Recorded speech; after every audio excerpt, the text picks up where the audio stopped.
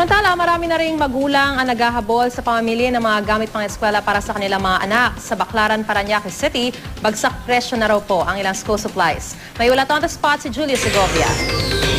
Julius!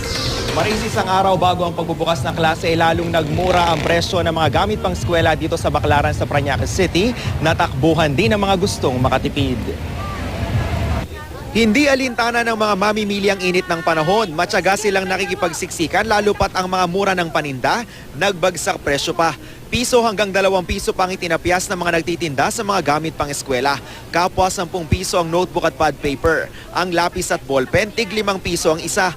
3 piso ang pantasa, pambura at pandikit. Ang bag, mura rin sa halagang hindi higit sa 200 piso.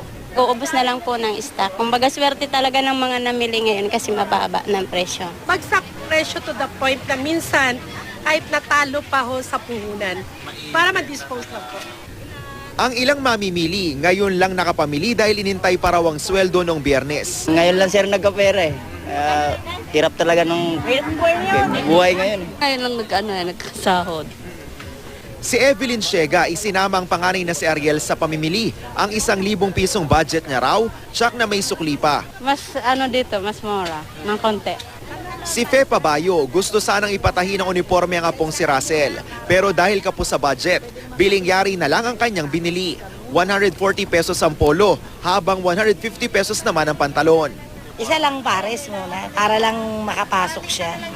Pag nagkapera na lang ulit, dadagdagan na lang ulit. Dahil maraming mamimili, todo higpit ang seguridad na ipinatutupad. Wala pa naman daw naiulat na insidente ng salisi o nakawan, pero panay pa rin ang paalala ng mga kinauukulan.